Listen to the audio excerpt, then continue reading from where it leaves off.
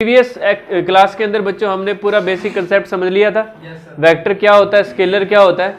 आज अपने क्या करते हैं, एक्सरसाइज करते हैं। तो 10.1 का सभी फर्स्ट क्वेश्चन पढ़ो, आसान सी है 10.1। देखिए ध्यान से, बुक देखो, बुक के अंदर क्वेश्चन पढ़ो। पहला क्वेश्चन कह रहा है बच्चों, उत्तर से 30 डिग्री पूर्व में 40 किलोमीटर के विस्थापन का आलेख बना के दिखाओ। वो कह रहा है नॉर्थ से 30 डिग्री ईस्ट की तरफ आपको एक डायग्राम बना के दिखाना है। ठीक है, देखो बच्चों,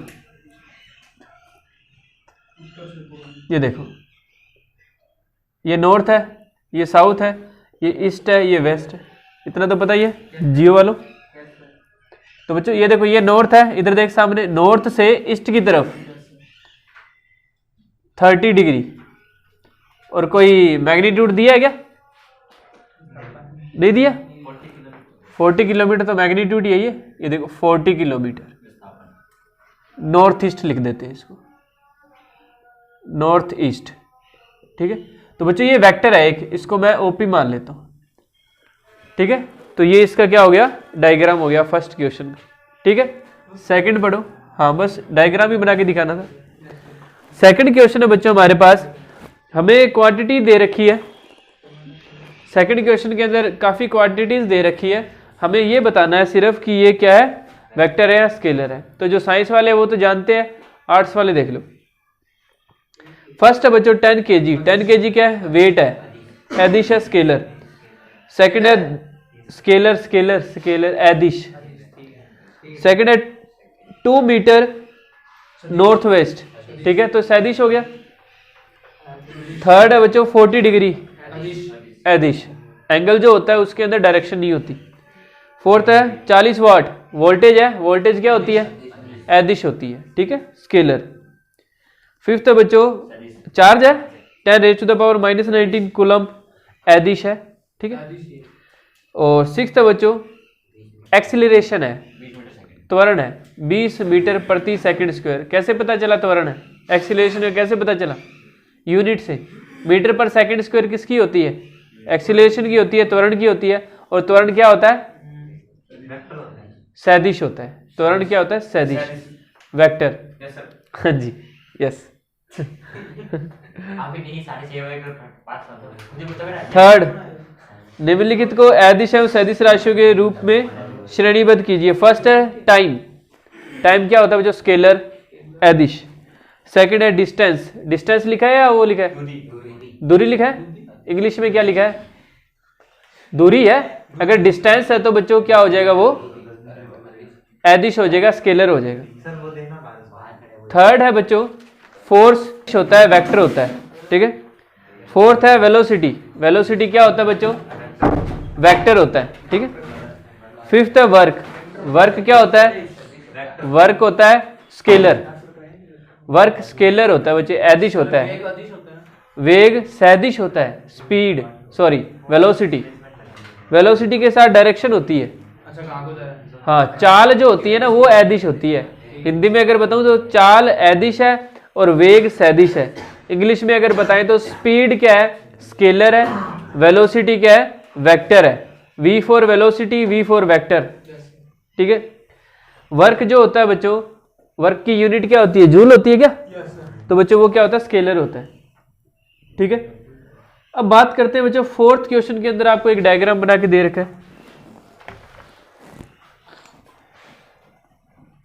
फोर्थ क्वेश्चन में बच्चों हमें एक डायग्राम बना के दे रखा है ऐसे।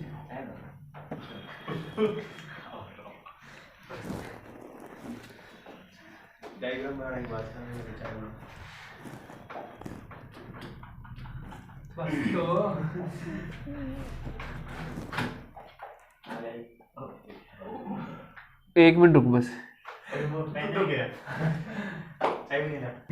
फर्स्ट है बच्चों हमारे पास क्या, सह आदिम, इंग्लिश में कहते हैं हम इसे को इनिशियल। को इनिशियल का मतलब बच्चों जिनका स्टार्टिंग पॉइंट सेम हो, जिनका स्टार्टिंग पॉइंट सेम हो। A vector and D vector are को इनिशियल वेक्टर्स, इनका स्टार्टिंग पॉइंट सेम है बच्चों। ये पॉइंट जो इनका स्टार्टिंग पॉइंट है, दोनों एक ही डायरेक्शन में जा रहे हैं। ठीक है, और कोई है क्या, देखो कोई इनिशियल नहीं है ना, और कोई। सेकंड इक्वल वेक्टर्स, समान सदिश। समान सदिश वे सदिश होते हैं जो डायरेक्शन और मैग्नीट्यूड दोनों में सेम हो, like B vector and D vector are equal vectors. ठीक है, और कोई है क्या? हाँ, कोलिनियर। कोलिनियर है बच्चों, A vector and C vector are collinear vector. ठीक है, हाँ जी, और कुछ पूछा है? चेक कर ले। फिफ्थ जो क्वेश्चन है बच्चों हमारे पास, फिफ्थ का जो फर्स्ट है, A vector and minus A vector are collinear.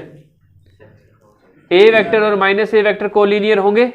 Collinear या सरेख का मतलब होता है एक ही लाइन के पैरेलल होना। ए वेक्टर जो है इधर जा रहा है और माइनस ए वेक्टर इधर जा रहा है, तो है तो वो किसी पर्टिकुलर एक लाइन के पैरेलल दोनों के दोनों, तो कोलिनियर है, सरेख है। तो पहला क्या है? ट्रू है। सेकंड है, दो सरेख सदिशों का परिमाण सदैव समान होता है। दो कोलिनियर वेक्टर होते हैं ना, उनके जो मैग्नीट्यूड है दोनों इक्वल होते हैं। जरूरी है? नहीं जरूरी, ये फॉल्स है। वो कह रहा है दो सरेख सदिशों का परिमाण सदैव समान होता है। सरेख का मतलब देख, एक लाइन के पैरेलल जाना, कोलिनियर। एक तो इतना सा गया, एक इतना सारा गया, है तो एक लाइन के पैरेलल, लेकिन इनके मैग्नीट्यूड हुए क्या? एक तो इतना सा है और एक इतना है, बड़ा सारा है। मैग्नीट्यूड इक्वल होने कोई जरूरी नहीं है। थर्ड है, समान परिमाण वाले दो सदिश सरेख होते हैं। इक्वल जिनका मैग्नीट्यूड है वो क्या? सरेख होते हैं, कोलिनियर। कोई जरूरी नहीं है, जैसे तेरी और मेरी हाइट अगर सेम हो जाए तो जरूरी थोड़ी अपने एक ही डायरेक्शन में जाए। तू इधर चला जा, मैं इधर चला जाऊं, लेकिन अपनी मैग्नीट्यूड तो दोनों का सेम है। आगे बात समझ? तू नॉर्थ में जा सकता है, मैं साउथ में जा सकता हूं ना अपनी मर्जी से, या एक ईस्ट में एक नॉर्थ में जा सकता है अपनी मर्जी से। सेम मैग्नीट्यूड वाले जा सकते हैं ना? जा सकते हैं। तो जरूरी थोड़ी है सेम मैग्नीट्यूड हो तो उनकी डायरेक्शन भी सेम हो, कोई जरूरी नहीं है। इसलिए जो समान परिमाण वाले हो वो सरेख हो, ये जरूरी नहीं है, तो ये फॉल्स हो गया। ठीक। फोर्थ, समान परिमाण वाले दो सरेख सदिश समान होते हैं, मैग्नीट्यूड इक्वल हो और कोलिनियर हो तो उन्हें इक्वल वेक्टर कहा जाता है। उसके अंदर वो कह रहा है कि मैग्नीट्यूड इक्वल है और कोलिनियर है। कोलिनियर तो मैग्नीट्यूड इक्वल और कोलिनियर हो तो जरूरी नहीं कि वो इक्वल वेक्टर होंगे। इक्वल वेक्टर की डेफिनेशन पढ़ो आप, क्या होती है इक्वल वेक्टर की डेफिनेशन? मैग्नीट्यूड इक्वल होने के साथ साथ क्या इक्वल होना चाहिए? डायरेक्शन इक्वल होनी चाहिए उनकी, तो वहां पे दिशा इक्वल होनी चाहिए, ना कि कोलिनियर। ठीक है, इसलिए इसका जो लास्ट वाला है वो असत्य है, फॉल्स है। ठीक है,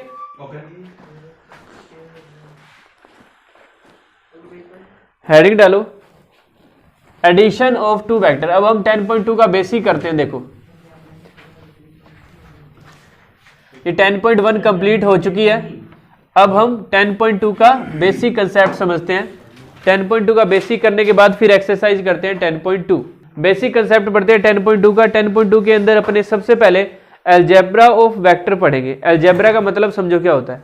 अलजेब्रा का मतलब होता है, आपने रियल नंबर्स के अंदर अलजेब्रा पढ़ा है। अलजेब्रा का मतलब होता है उनका टोटल करना, उनको घटाना, दो नंबर का टोटल करना, उनको घटाना, मल्टीप्लाई करना, डिवाइड करना। ठीक है, तो वेक्टर्स के अंदर बच्चों, क्योंकि हमारा चैप्टर क्या है? वेक्टर अलजेब्रा है, तो वेक्टर के अंदर अलजेब्रा कैसे वर्क करता है? दिस मीन्स दो वेक्टर का टोटल क्या होता है, उनको सब्ट्रैक्ट कैसे किया जाता है, उनको मल्टीप्लाई कैसे किया जाता है, उनका डिवाइडेशन कैसे किया जाता है, ये अपने सीखेंगे। तो सबसे पहले अपने फर्स्ट सीखते हैं बच्चों addition of two vector.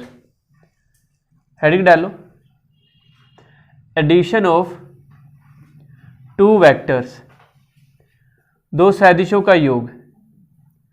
A vector equal है बच्चों अपने पास 3i cap plus 2j cap plus 4k cap, और बी वेक्टर है बच्चों अपने पास 5i cap 6j cap plus 7k cap. तो अगर हमें A vector plus B vector find करना है, दो सदिशों का अगर योग करना है, तो बच्चों उनके i वाले घटक आपस में प्लस हो जाते हैं, i वाले कंपोनेंट्स आपस में प्लस हो जाते हैं, j वालों के बीच में कैलकुलेशन हो जाएगी और k वालों के बीच में कैलकुलेशन हो जाती है। i वाले की कैलकुलेशन i वाले के साथ, जे वाले की कैलकुलेशन जे वाले के साथ और के वाले की कैलकुलेशन के वाले के साथ होती है।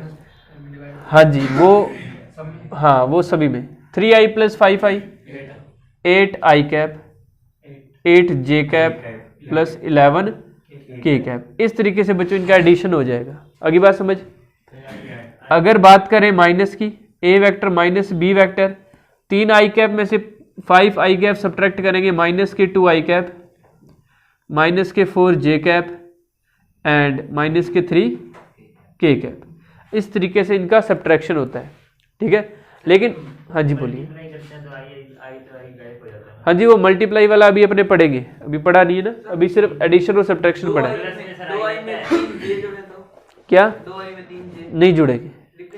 आई वाले की कैलकुलेशन सिर्फ आई वाले के साथ। हाँ जी क्या? हाँ आई कैप रहेगा। ऐसा क्यों हुआ? ऐसा इसलिए हुआ बच्चों, जैसे ये हमने एक 3D बनाया, यहाँ पे मैं कह रहा हूं कि ये 2i कैप है, ये 2i कैप है, तो बच्चों अगर मैं इसके अंदर 2i कैप और ऐड कर दूं तो ये कितना बन जाएगा?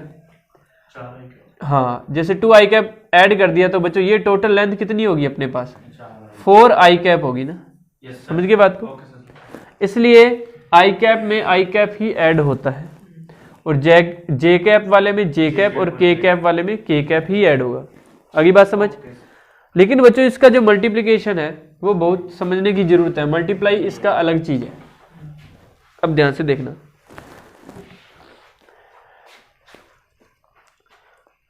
Multiplication of two vectors,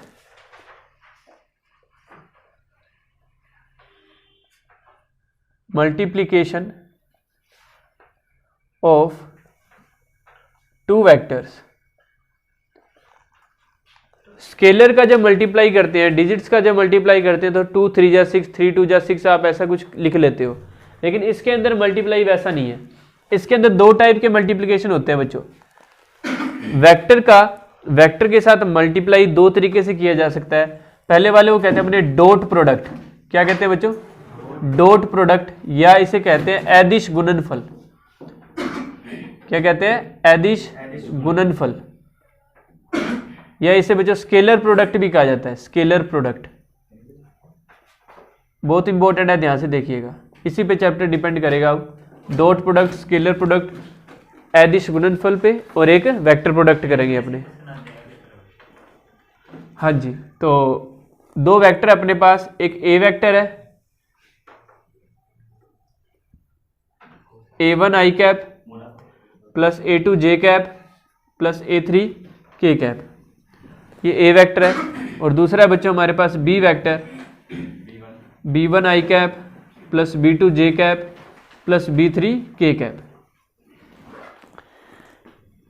A vector का बी वेक्टर के साथ डॉट प्रोडक्ट जो होता है बच्चों, उसका फॉर्मूला है मॉडुलस ऑफ ए वेक्टर, और we can say magnitude of A vector. हाँ मल्टीप्लाई, लेकिन मल्टीप्लाई दो टाइप के होते हैं इसके अंदर। पहला पढ़ रहे हैं अपने डॉट प्रोडक्ट, ठीक है। ए डॉट बी हो गया modulus A vector, modulus B vector cos theta. हाँ मैग्नीट्यूड ऑफ ए वेक्टर निकालेंगे, मैग्नीट्यूड ऑफ बी वेक्टर निकालेंगे, और इनके बीच में जो एंगल होगा उसका क्या निकाला जाएगा? कोस थीटा निकाला जाएगा। जैसे इनके बीच में अगर एंगल 30 डिग्री है तो यहाँ पे कोस 30 लिखा जाएगा, ठीक है। अब बात है जियोमेट्रिकल मीन, समझो इसका क्या होता है कि एक्चुअली डायग्राम वाइज ये होता क्या है डॉट प्रोडक्ट। जैसे बच्चों ये ए वेक्टर है, ये बी वेक्टर है, इनके बीच में एंगल थीटा बन रहा है, ठीक है। तो ये ए वेक्टर बी वेक्टर के ऊपर कहाँ जाके टच किया? That's called A dot B. आई बात समझ? That's called A dot B. ऐसे हुआ क्यों?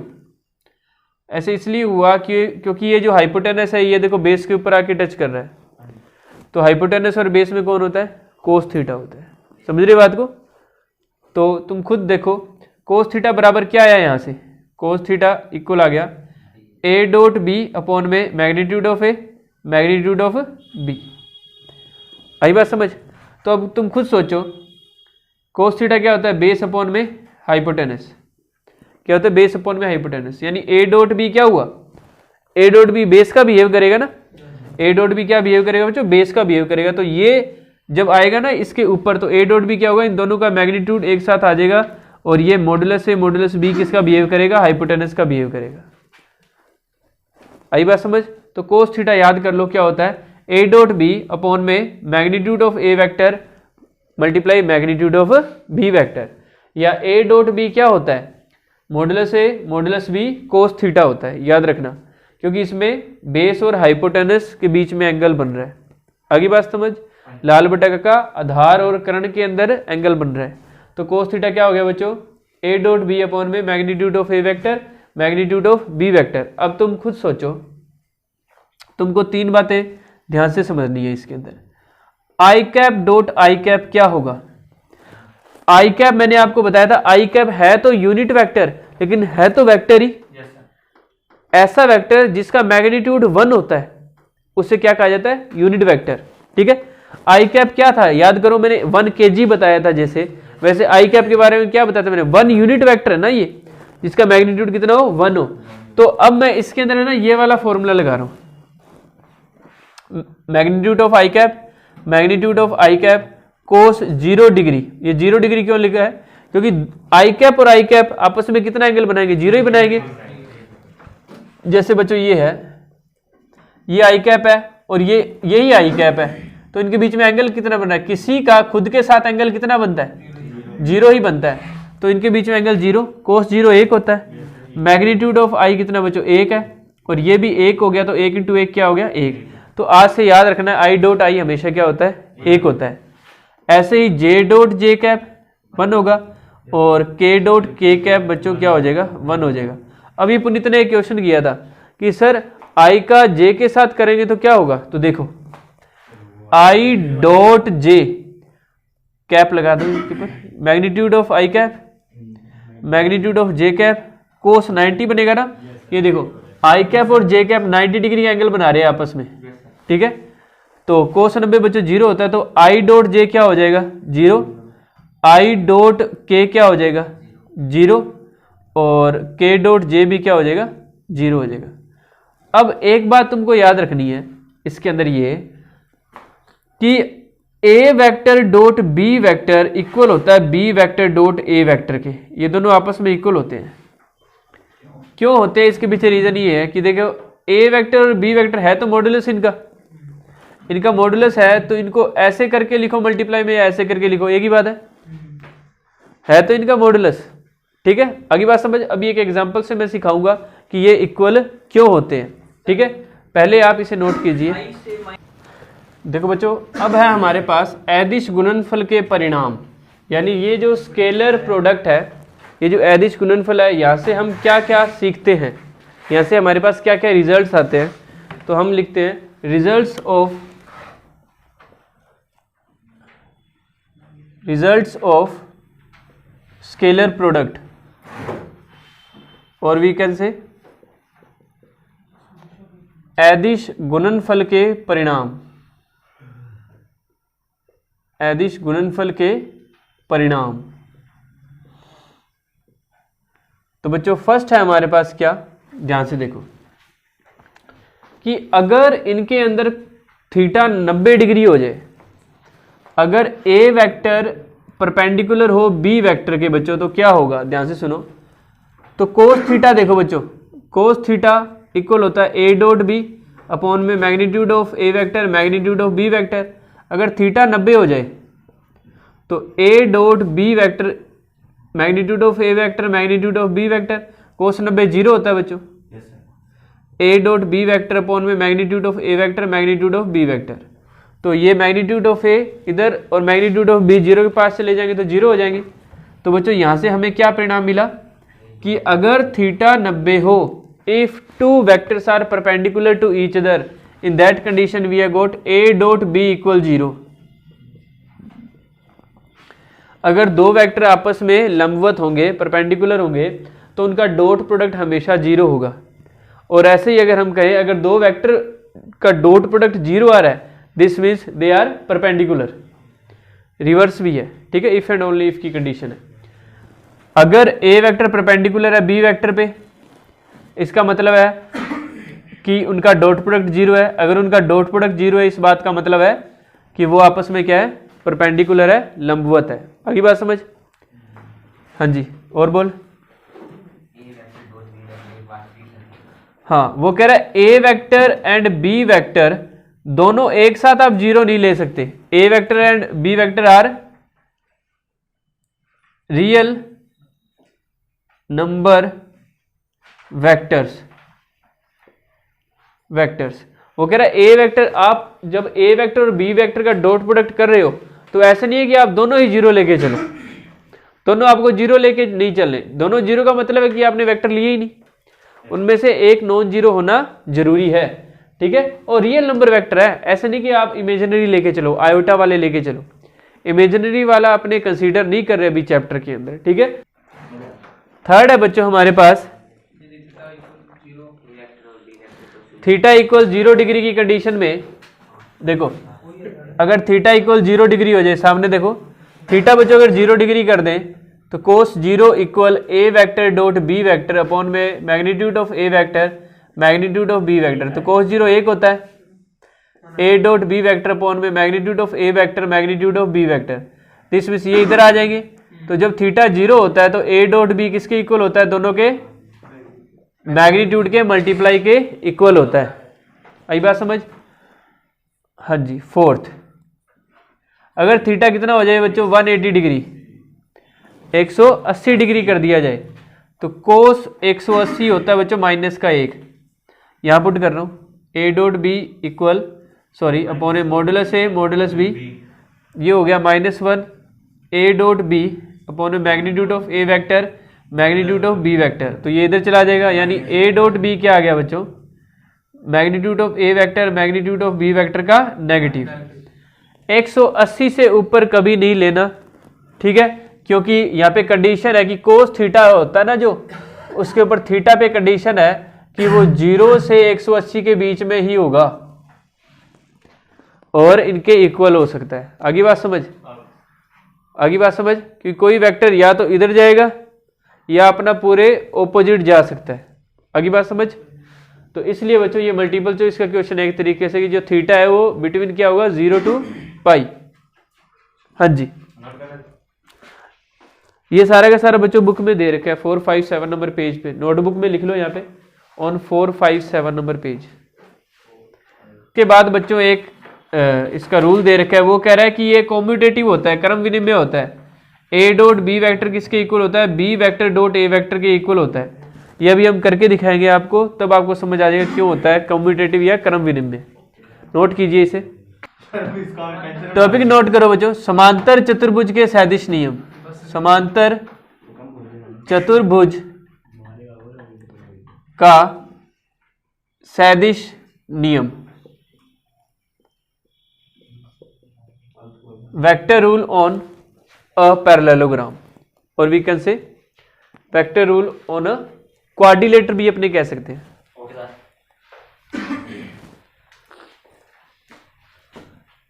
एक पैरेललोग्राम बनाओ, समांतर चतुर्भुज।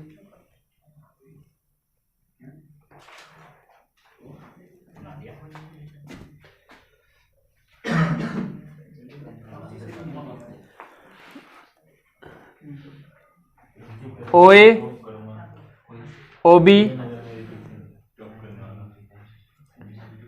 सामने देखो बच्चों, अगर किसी समांतर चतुर्भुज का या पैरेललोग्राम की जो एडजेसेंट साइड्स है, जो एडजेसेंट साइड्स है बच्चों, संलग्न भुजाएं, जैसे ये इनका इनिशियल पॉइंट है ओ ए वेक्टर और ओ बी वेक्टर, इसकी क्या दर्शाएं? इसकी संलग्न भुजाओं को दर्शाएं। एडजेसेंट साइड्स को डिनोट करें। ए वेक्टर है, ये बी वेक्टर है, रिस्पेक्टिवली ये भी क्या हो? बी वेक्टर हो। अगर ये एक ही पॉइंट पे जाके मिल रहे हैं लाइक दिस, ये ओ ए वेक्टर है और इसी की डायरेक्शन में फिर गया, ये बच्चों हमारे पास इसे ए कह दिया मैंने, ये बी है और इसे सी कह दिया। अब ध्यान से देखो, ये क्या है? ओ ए वेक्टर और we can say A vector से डिनोट कर दिया। इधर वाली साइड जो है ओ बी वेक्टर से यानी बी वेक्टर से डिनोट कर दी मैंने। ये ए वेक्टर है और ये बच्चों इसकी एडजेसेंट साइड है, ये बी वेक्टर है। तो ये संलग्न भुजा इसके साथ जो अटैच्ड है, ठीक है। तो बच्चों ये इसका जो डायगोनल होगा ना, ये इसका जो डायगोनल है, ये इसका जो विकर्ण है, इसे हम ए वेक्टर प्लस बी वेक्टर से शो करेंगे। इनकी डायरेक्शन याद रखना, ये डायरेक्शन एक ही डायरेक्शन में जा रहे हैं दोनों, तो ये जहां पे जाके मिलेंगे ना इस पॉइंट पे मिलेंगे, ठीक है। तो इस कंडीशन में ये जो डायगोनल होगा इसे ए वेक्टर प्लस बी वेक्टर से शो किया जाता है। ये बी वेक्टर है और ये ए वेक्टर है, तो ये भी क्या हो गया बच्चों, ए वेक्टर। क्यों हुआ? क्योंकि समांतर चतुर्भुज में आमने सामने की भुजाएं क्या होती है, बराबर होती है, समान होती है, इसलिए ये ए वेक्टर है तो ये भी ए वेक्टर, ये बी वेक्टर है तो ये भी बी वेक्टर, और इसका जो विकर्ण है डायगोनल किससे शो होगा, ए वेक्टर प्लस बी वेक्टर से शो किया जाएगा। ये डायग्राम बनाइए। हाँ जी, नियम है बच्चे, ये समांतर चतुर्भुज का नियम कि अगर ये ए वेक्टर है ये बी वेक्टर है तो ये जो इसका विकर्ण है इसका परिमाण कितना होगा बच्चों, A vector plus B vector के बराबर, यानी दोनों के योग के बराबर दर्शाया जाएगा। हाँ, नियम है। और जैसे ये समांतर चतुर्भुज का नियम है, पैरेललोग्राम का नियम है, वैसे ही अगर तुम सिर्फ इसके अंदर देखो तो ये एक ट्रायंगल का नियम भी बन रहा है, इसमें ट्रायंगल का रूल भी बन रहा है त्रिभुज का। अगर ए वेक्टर और बी वेक्टर किसी त्रिभुज की संलग्न भुजाएं हो तो उसकी तीसरी भुजा उन दोनों के टोटल के बराबर होती है। A vector and B vector are two adjacent side of a triangle, then its third side will be equal to A plus B vector. Okay, O C vector. Vector product ध्यान से देख लो, सदिश गुणनफल, हेडिंग डालो, vector product. चलो vector product पढ़ने से पहले अपने एक बार स्केलर प्रोडक्ट के एग्जांपल करते हैं। रुक जा, देखो एग्जांपल करते हैं बच्चों, अदिश गुणनफल करते हैं, कुछ एग्जांपल करते हैं अदिश गुणनफल के। देखो ए वेक्टर लेट कर लिया 2 I cap plus 3 J cap plus 4 K cap. B vector example, B vector equal है बच्चों 3 I cap plus 4 J cap plus 5 K cap. अगर हमें A vector dot B vector अगर फाइंड करना हो तो कैसे किया जाएगा, देख लो ध्यान से। पहले ए वेक्टर लिखेंगे 2 I cap plus 3 J cap plus 4 K cap, dot product करेंगे बच्चों इसका किससे, 3 I cap plus 4 J cap plus 5 K cap से। अब ध्यान से देखो, 2 आई कैप का जब हम 3 आई कैप से करेंगे, डॉट प्रोडक्ट में क्या होता है, सिर्फ आई कैप का आई कैप वाले से करना होता है, जे कैप का जे कैप वाले से, और के कैप का के कैप वाले से। और क्यों ऐसे क्यों किया जाता है, क्योंकि बच्चों अभी हमने पढ़ा था आई कैप डॉट आई कैप क्या होता है बच्चों, 1 होता है, और इसका अदर से करोगे तो क्या हो जाएगा बच्चों, वो 0 होता है। क्योंकि अदर से करने पर 0 आएगा इसलिए लिखने की जरूरत ही नहीं है, तो सिर्फ आई का आई कैप वाले से कर लो। देखो 2 I cap dot 3 I cap, तो ये 2 3 6, आई कैप डॉट आई कैप क्या हो जाएगा बच्चों, 1, ठीक है। 3 4 जा 12, जे कैप डॉट जे कैप क्या हो जाएगा बच्चों, 1, और ये 4 5 जा 20, ये 1 हो जाएगा। 6 12 18 38। तो यहां से अब आपको एक बात हमेशा याद रखनी है कि जब दो सदिशों का अदिश गुणनफल किया जाता है, अदिश गुणनफल स्केलर प्रोडक्ट, तो इसको अदिश गुणनफल इसलिए कहा जाता है क्योंकि हमें जो आंसर मिलता है वो एक अदिश राशि होती है, स्केलर क्वांटिटी होती है। आई बात समझ? दो वेक्टर का अगर डॉट प्रोडक्ट किया जाता है तो इसे डॉट प्रोडक्ट इसीलिए बोला जाता है क्योंकि हमारे पास जो आंसर आता है वो हमारे पास क्या मिलता है, स्केलर क्वांटिटी। इसे डॉट प्रोडक्ट या स्केलर प्रोडक्ट या अदिश गुणनफल कहा जाता है क्योंकि आंसर हमेशा क्या आता है इसका, स्केलर क्वांटिटी या एक अदिश राशि। हाँ जी, आपने फॉर्मूला लगाया है magnitude A magnitude B cos theta, हाँ हाँ, वो उस कंडीशन में लगाया जाता है। सही बात है तेरी, ए डॉट बी का फॉर्मूला लिखा था ना, magnitude of A magnitude of B cos theta. अगर हमें थीटा गिवन हो साथ में तब लगाते हैं वो, इसमें थीटा नहीं गिवन, इसलिए इसको ऐसे सोल्व किया जाता है। आगे बात समझ? हाँ, तो वो 0 के लिख लेते। ये बच्चा कह रहा है कि सर जैसे इसके अंदर तीनों है आई जे के, इसमें अगर 2 ही होते तो तीसरा अपने 0 के लिख लेते बच्चे, प्लस में 0 के, तो वो 0 वाले से मल्टीप्लाई हुई 0 ही हो जाता। आगे बात समझ? तो इस तरीके से ये हो गया, इसको नोट कर लीजिए।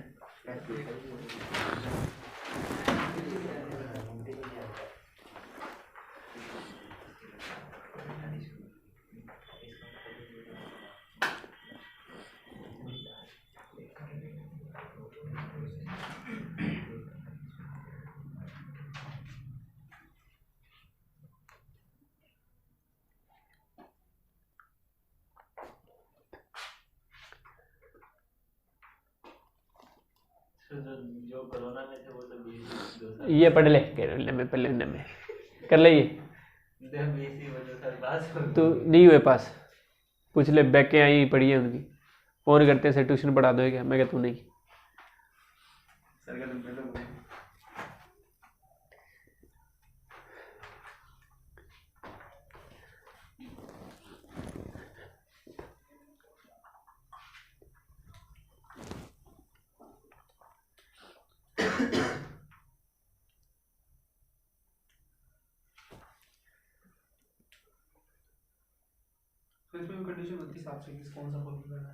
नहीं, ये डायरेक्ट ऐसे ही होगा, दो आई को आई वाले से, जे को जे वाले से, के को के वाले से। हाँ थीटा दे रखा होता तो वो लगाते। अब बच्चों एक, हाँ बोल, थीटा दिया होता तो कर लेंगे। थीटा जैसे कोस की वैल्यू पता होनी चाहिए सारी। कोस 0 1 होता है, कोस 30 √3/2, कोस 45 1/√2, कोस 60 1/2। थीटा दिया होगा, हाँ, और फिर क्या दिया होगा? मैग्नीट्यूड ऑफ ए दिया होगा, मैग्नीट्यूड ऑफ बी दिया होगा, यानी जो फाइंड करना है उसको छोड़ के बाकी सब कुछ दिया होगा। ठीक है सर। अब एक सबसे इंपॉर्टेंट फॉर्मूला देखो ध्यान से। अगर ए वेक्टर को ए वेक्टर से डॉट प्रोडक्ट किया जाए तो इसका आंसर आता है मैग्नीट्यूड ऑफ ए वेक्टर का square. Magnitude of A vector का स्क्वायर। देखो बच्चों, ए वेक्टर लेट किया मैंने, A1 i cap, A2 j cap, A3 k cap. ठीक है, मैं आपसे पूछूं मैग्नीट्यूड ऑफ ए वेक्टर क्या होगा, तो आप कहोगे A1 का स्क्वायर, A2 का स्क्वायर, A3 का स्क्वायर इन स्क्वायर रूट। यही होगा। क्या पढ़ा था हमने? मैग्नीट्यूड जो i j k के कोफिशिएंट है, गुणांक है, उनके स्क्वायर का सम इन स्क्वायर रूट। ठीक है, अब ध्यान से सुनो, a डॉट ए करके दिखाता हूं तुमको, ए वेक्टर डॉट ए वेक्टर। ध्यान से सुनो, a डॉट ए में क्या होगा? A1 i कैप का मल्टीप्लाई किससे होगा? A1 i से ही होगा। तो बच्चों ये क्या बन गया? A1 का स्क्वायर, i डॉट i तो 1 हो गया, फिर ये क्या हो जाएगा? A2 का स्क्वायर, और ये क्या हो जाएगा? A3 का स्क्वायर। तो बच्चों a डॉट ए किसके इक्वल है? ये A1 square plus A2 square plus A3 square को, ये अगर आप इक्वेशन 1 देखो ध्यान से, इसको मैं क्या पुट कर सकता हूँ? ये जो रूट है इधर जाएगा तो क्या बन जाएगा? स्क्वायर बन जाएगा। रूट हटेगा तो इधर स्क्वायर लग जाएगा ना। हमें तो रूट हटाना है, इधर स्क्वायर लगानी है। तो बच्चे दिस मीन्स a डॉट ए क्या होता है? मॉड्यूलस ऑफ ए वेक्टर का स्क्वायर होता है। हाँ, ये है। इसकी वैल्यू बताओ क्या है? इसकी वैल्यू, इसकी वैल्यू क्या है? इसकी वैल्यू, ये जो अंदर वाला है इसकी वैल्यू क्या है? ये रूट हट के इधर स्क्वायर लग जाएगा ना। तो ये जो है ये अंदर वाला ही तो है। तो इसकी मैं जब वैल्यू यहाँ पुट करूंगा तो इसकी वैल्यू में क्या पुट करूंगा? इसकी रूट हट जाएगा तो इधर स्क्वायर लग जाएगा, तो a डॉट ए क्या आ जाएगा? मैग्नीट्यूड ऑफ ए वेक्टर का स्क्वायर। समझ गए बात को? समझ गए? तो ये फॉर्मूला आपको याद रखना है। a डॉट ए क्या होता है? मॉड्यूलस ऑफ ए वेक्टर का स्क्वायर। अगर ए वेक्टर वो कहता है कि एक यूनिट वेक्टर है, अगर ए वेक्टर क्या होता है? एक यूनिट वेक्टर, मात्रक सदिश। दिस मीन्स अगर उसका मैग्नीट्यूड वो क्वेश्चन में ही कह देता कि 1 है, तो a डॉट ए भी क्या आ जाता? 1 आ जाता। सही बात समझ? अगर क्वेश्चन में, हाँ वो कंडीशन पे डिपेंड करता है ना। वो कहता है कि magnitude of A vector is 1, और we can say given A vector is a unit vector, in that condition a डॉट ए विल बी इक्वल 1। अगली बात समझ, इसे नोट करो। इसके बाद हेडिंग डालो सेक्शन फॉर्मूला। सेक्शन फॉर्मूला, विभाजन नियम, विभाजन सूत्र।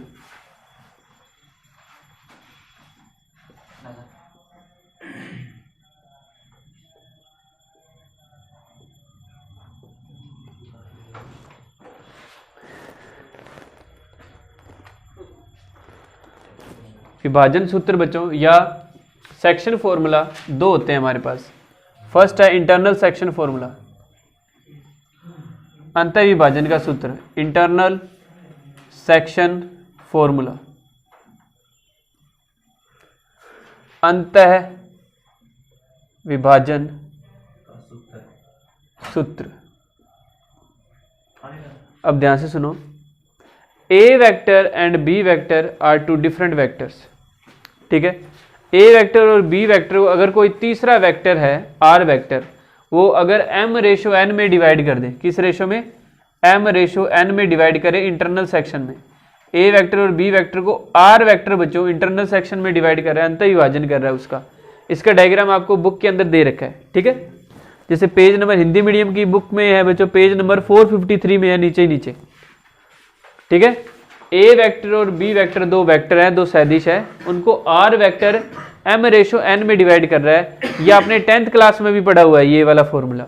इंटरनल सेक्शन में अगर डिवाइड कर रहा है और आपको आर वेक्टर फाइंड करना है तो आर वेक्टर का फॉर्मूला हो जाएगा बच्चों ऐसे, m b vector n a vector, m b vector plus n a vector upon में m प्लस n, ठीक है। ये क्या है, अगर अंतर विभाजन कर रहा है उसको, ठीक है, उस केस के अंदर है। अंतर विभाजन होता है बच्चों जो उनकी लाइन है, जो दो वेक्टर जिस लाइन पे है और आर वेक्टर उसी लाइन को आपस में क्या कर रहा है, किसी रेशो में डिवाइड। जैसे ये दो पॉइंट है, ये ए पॉइंट है, ये बी पॉइंट है। अगर आर पॉइंट इस लाइन के ऊपर स्थित हो तो ये इस लाइन को इंटरनल सेक्शन कर रहा है। बाह्य विभाजन हुआ कि वो पॉइंट इस लाइन के ऊपर नहीं है, वो बाहर है, लेकिन है इसी की कोलिनियरिटी के अंदर, संरेखता में स्थित है वो। तो उस कंडीशन में देखो बच्चों क्या होगा, इधर देखो, ये ए पॉइंट है, ये बी पॉइंट है, मैं कह रहा हूं ये आर पॉइंट है ना, इसको एक रेशो में डिवाइड कर रहा है। तो आप कहोगे सर किस रेशो में, मैं कहूंगा कि ये देखो ए तक तो इसका m है और बी तक इसका n है, तो किस रेशो में डिवाइड किया इसने, m माइनस n होगा इसका, क्योंकि हमें एक्चुअली रेशो तो इन दोनों के बीच में फाइंड करना है। हम ये कहना चाहते हैं कि a और b को r किस रेशो में डिवाइड कर रहे हैं, m रेशो n में ही है, लेकिन ये एक्सटर्नल सेक्शन होने के बिहाफ पे इनके बीच में क्या आ जाता है बच्चों, माइनस आ जाता है। अगली बात समझ, अगर इंटरनल के बारे में बात करें तो इसको ऐसे समझ सकते थे तुम, देखो जैसे ये है, ये 10th क्लास में पढ़ते थे ना, ये m है, ये n है, तो ये देखो m और n है, तो m plus n total A B बनना चाहिए, टोटल ए बी बनना जरूरी है। जैसे इधर मैं m लूंगा तो अब क्या लूं कि ए बी बने, माइनस का n लेना पड़ेगा ना, m माइनस n ही तो ए बी है, समझ गए बात को। इसलिए इंटरनल सेक्शन में अगर आप प्लस लिख रहे हो तो बस एक्सटर्नल सेक्शन में क्या लिख लेना, यहाँ पे माइनस लिख लेना, ये फॉर्मूला बन जाएगा। इसे बोलते हैं अंतः विभाजन सूत्र तथा बाह्य विभाजन सूत्र। इंटरनल सेक्शन फॉर्मूला और दूसरा कौन सा हो जाएगा, एक्सटर्नल सेक्शन फॉर्मूला, बाह्य विभाजन सूत्र। अगली बात समझ, चलो projection of A vector on B vector, A vector का बी वेक्टर पर प्रक्षेप।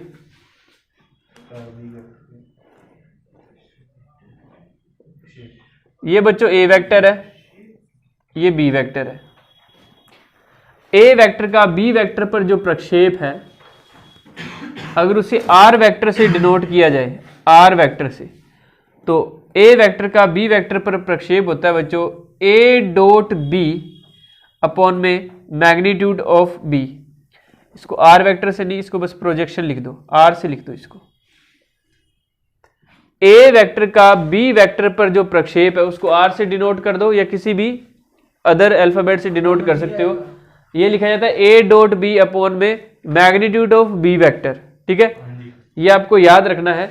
कैसे, देखो ए वेक्टर बी वेक्टर के ऊपर आ रहा है, किसके ऊपर आ रहा है, बी वेक्टर के ऊपर आ रहा है, तो ये ए वेक्टर जो है बी वेक्टर पे आ रहा है, तो अपॉन में कौन आएगा, बी वेक्टर आएगा, याद रखना। और मैंने आपको बताया था जब कोई एक वेक्टर दूसरे वेक्टर पे आता है तो बेस और हाइपोटेनस के अंदर है, तो इनके बीच में जो थीटा होगा बच्चों वो कोस थीटा वर्क करेगा, तो इसलिए ए डॉट बी अपॉन में क्या आ जाएगा, मॉडुलस बी आ जाएगा। अगली बात समझ, ये ए वेक्टर का बी वेक्टर पर प्रक्षेप है, projection of A vector on B vector है ये।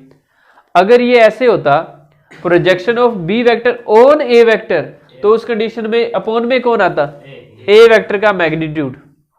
अगली बात समझ, दो सदिशों का सदिश गुणनफल को क्रॉस प्रोडक्ट बोला जाता है। हमने डॉट प्रोडक्ट किया था, स्केलर प्रोडक्ट जिसको हमने बोला था। अब हम कर रहे हैं क्रॉस प्रोडक्ट, जिसे क्या बोला जाएगा, वेक्टर प्रोडक्ट।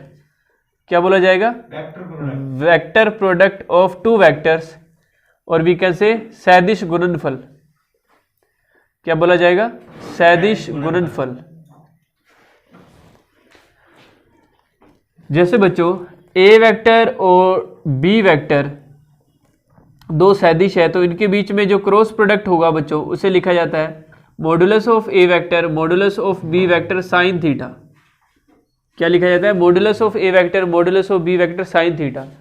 तो क्रॉस प्रोडक्ट होता क्या, देखो ये ए वेक्टर है, ये बी वेक्टर अगर है, ये ए वेक्टर है और ये बी वेक्टर है, तो ए वेक्टर क्रॉस बी वेक्टर बच्चों ध्यान से देखना कौन सा सदिश होगा। ए वेक्टर क्रॉस बी वेक्टर, ये जो आप वेक्टर निकाल रहे हो ना, ये वेक्टर इन दोनों के ऊपर परपेंडिकुलर ये होगा, ये वाला वेक्टर है वो जो बाहर की तरफ आ रहा है। हाँ, ए वेक्टर और बी वेक्टर अगर किसी एक सरफेस में है तो समतल में, किसी एक समतल में दो वेक्टर है तो ए क्रॉस बी क्या होगा, उस समतल के लंबवत होगा, उस सरफेस के परपेंडिकुलर होगा। अगर इस वेक्टर क्रॉस बी वेक्टर क्या होता है बच्चों, magnitude of A vector magnitude of B vector sine theta. तो अगर ए वेक्टर और बी वेक्टर किसी एक प्लेन में हो, किसी एक समतल में हो, तो ए वेक्टर क्रॉस बी वेक्टर उस सरफेस के बच्चों परपेंडिकुलर होगा, लंबवत होगा। ठीक है, अब इसके अंदर आपको कुछ नियम याद रखने हैं सदिश के अंदर, देखो ध्यान से। ये आई कैप है, ये जे कैप है और ये के कैप है। देखो बच्चों ध्यान से, सबसे पहले हम देखते हैं कि आई वेक्टर क्रॉस आई वेक्टर क्या होगा। सामने देखो, आई वेक्टर क्रॉस आई वेक्टर क्या होगा, और भी कैसे आई कैप क्रॉस आई कैप क्या होगा। आई कैप क्रॉस आई कैप यानी इनमें एंगल हो रहा है जीरो, एंगल जीरो बनेगा, आई और आई में एंगल जीरो बनेगा, तो यहाँ पे साइन जीरो हो जाएगा। साइन जीरो क्या होता है, जीरो। जे कैप क्रॉस जे कैप क्या हो जाएगा बच्चों, जीरो। के कैप क्रॉस के कैप क्या हो जाएगा बच्चों, जीरो। ठीक है, अब ध्यान से देखो, अब मोस्ट इंपॉर्टेंट है, इस सर्कल के अंदर आपको क्या करना है, ऐसे आई कैप बनाना है, सेम डायरेक्शन के अंदर बनाने तीनों, आई कैप जे कैप और के कैप। तो यहां से साइंस वालों तुम्हें पता है आई कैप क्रॉस जे कैप क्या होगा, sorry I cap cross J cap क्या होगा बच्चों, आई जे क्या आएगा, के कैप प्लस का ही आएगा, सेम डायरेक्शन में रिजल्ट देगा। ठीक है, ये याद रखना है, आई जे का रिजल्ट क्या होगा, के होगा। जे कैप क्रॉस के कैप का रिजल्ट होगा बच्चों आई कैप, और के कैप क्रॉस आई कैप का रिजल्ट होगा बच्चों जे कैप। ये आपको याद रखना है। ठीक है, अब इसी के ऑपोजिट अगर इनकी डायरेक्शन चेंज होगी तो माइनस का साइन आ जाता है। यानी यहां से अगर मैं बात करूं, जे कैप क्रॉस अगर आप आई कैप करना चाहो तो वो आएगा माइनस का के कैप, के कैप क्रॉस जे कैप अगर आप करो तो माइनस का आई कैप, जे कैप क्रॉस आई कैप क्या आएगा, माइनस का के कैप, के कैप क्रॉस जे कैप आएगा माइनस का आई कैप, आई कैप क्रॉस के कैप आएगा बच्चों माइनस का जे कैप।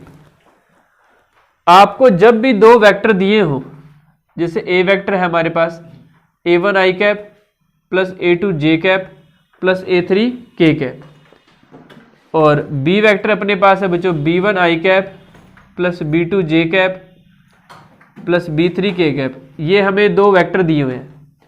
अगर वो हमें कहे कि आपको a vector cross b vector find करना है तो ध्यान से सुनो कैसे किया जाएगा। जैसे हमने दो वेक्टर का डॉट प्रोडक्ट किया था तो दोनों को आपस में क्या किया था, डॉट प्रोडक्ट मल्टीप्लाई करके देख लिया था, आई का आई वाले के साथ, जे का जे वाले के साथ। इसके अंदर क्या होता है बच्चों, अपने वैसे कर सकते हैं इसको, लाइक पहले ए वेक्टर लिख लिया, फिर बी वेक्टर लिख लिया, फिर ईच को 1 बाय 1 सभी से किया। जैसे a1 आई को सभी के साथ किया, a2 जे को सभी के साथ किया, a3 के को सभी के साथ किया, फिर उनसे रिजल्ट निकाल लिया यहां से आइडेंटिटी लेके। लेकिन एक तरीका और होता है, A vector cross B vector हमें जो रिजल्ट देता है बच्चों, वो इसकी डिटर्मिनेंट मेथड से भी हम सोल्व कर सकते हैं। ए वेक्टर क्रॉस बी वेक्टर होता है बच्चों आई जे के, तो आपको फर्स्ट रो में लेने हैं, आई कैप जे कैप के कैप फर्स्ट रो में, और सेकंड रो में बच्चों आपको ए वेक्टर के कोफिशिएंट लेने हैं, a1 a2 a3, और बच्चों थर्ड रो में आपको बी वेक्टर के लेने हैं, b1 b2 b3। हाँ जी, मल्टीप्लाई करना होता है, मल्टीप्लाई मतलब क्रॉस प्रोडक्ट बोलना। हाँ, ये क्रॉस प्रोडक्ट का रिजल्ट आप इससे डायरेक्ट फाइंड कर सकते हो। हाँ, वो कह रहा है क्रॉस प्रोडक्ट, एक तो ये तरीका है क्रॉस प्रोडक्ट करने का। देखो कि A1 आई कैप प्लस A2 जे कैप प्लस A3 के कैप, इनको ऐसे ब्रैकेट लगा के, और फिर दूसरा B1 आई कैप प्लस B2 जे कैप प्लस B3 के कैप, ऐसे अब इनका 1 बाय 1 करो। A1 आई कैप का इन तीनों के साथ करो, A2 जे कैप का इन तीनों के साथ, A3 के कैप का इन तीनों के साथ। जैसे A1 आई का B1 आई से करेंगे तो वो 0 हो जाएगा ना, क्योंकि I क्रॉस I क्या होता है, 0 होता है। A1 आई कैप का B2 जे से करेंगे तो A1 B2 फिर I क्रॉस J बनेगा, I क्रॉस J को अपने K लिख देंगे, ठीक है। या तो ये मेथड है कि फिर ये लेंथ ही बढ़ता है कि इसमें इसको सभी से, यानी हमारे पास 9 एलिमेंट बनते हैं, 9 एलिमेंट बन जाते हैं, तो कैलकुलेशन बड़ी हो जाती है और ये इजी रहता है बच्चों। A vector cross B vector determinant method से, तो इसमें क्या करते हैं, पहले आई कैप, फिर डिटर्मिनेंट कैसे सोल्व करते हैं, ये कॉलम गया ये रो गई, तो क्या बना A2 B3, ये मैं इधर लिख देता हूं,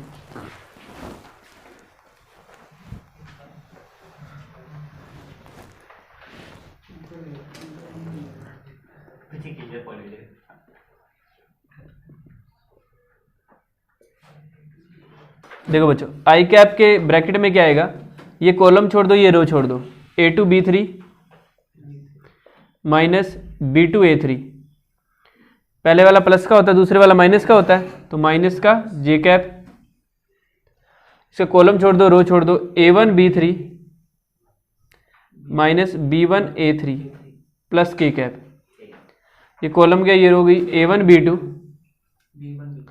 माइनस B1 A2, ठीक है। तो ये क्या हो गया बच्चों, हमारे पास A vector cross B vector आ गया। अभी हम इसका एक एग्जांपल लेके उसमें भी करके देखेंगे। देखो अभी इसका एक एग्जांपल यहीं पे करके दिखा देता हूं।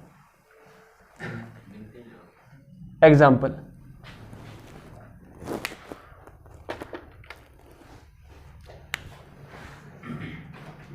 A वेक्टर हमने बच्चों लिखा I cap plus 2 J cap plus 3 के कैप, बी वेक्टर लिखा बच्चों 4 आई कैप माइनस 2 जे कैप प्लस 7 के कैप। अगर आपको इनका क्रॉस प्रोडक्ट फाइंड करना हो A vector cross B vector, तो ध्यान से देखो आई जे के कैप लिखा और फिर क्या लिखेंगे बच्चों, कोफिशिएंट 1 2 3 4 माइनस 2 7, आई कैप ये कॉलम गया ये रो गई, 2 7 जा 14 और 3 2 जा 6 प्लस हो जाएगा 20 आ गया बच्चों, माइनस का जे कैप ये कॉलम गया ये रो गई, 1 7 जा 7 4 3 12 माइनस के 5 7 में से 12 गए ना, फिर आ गया बच्चों प्लस का के कैप, ये कॉलम गया ये रो गई, माइनस के 2 माइनस के 8 माइनस के 10, ये आ गया बच्चों 20 आई कैप प्लस 5 जे कैप माइनस 10 के कैप। अब ध्यान से सुनो मेरी बात कि बच्चों इसे सैदिश गुणनफल या वेक्टर प्रोडक्ट क्यों कहा जाता है, क्योंकि हमारे पास जो रिजल्ट आता है बच्चों वो एक वेक्टर आता है, सैदिश आता है। डॉट प्रोडक्ट में रिजल्ट क्या आता है, एदिश आता है, स्केलर क्वांटिटी आती है, एक डिजिट आती है हमेशा। इसमें क्या आता है, एक वेक्टर आता है। वेक्टर क्या होता है, जिसके साथ आई कैप जे कैप और के कैप लगा हो उससे क्या कहते हैं बच्चों, वेक्टर कहते हैं। अब मोस्टली ऐसे क्वेश्चंस के अंदर बच्चों अगर आपसे इसका मैग्नीट्यूड भी फाइंड करवाए, ऐसे इसका मैग्नीट्यूड, तो ऐसे करेंगे इन तीनों के स्क्वायर का सम, वही रूल है।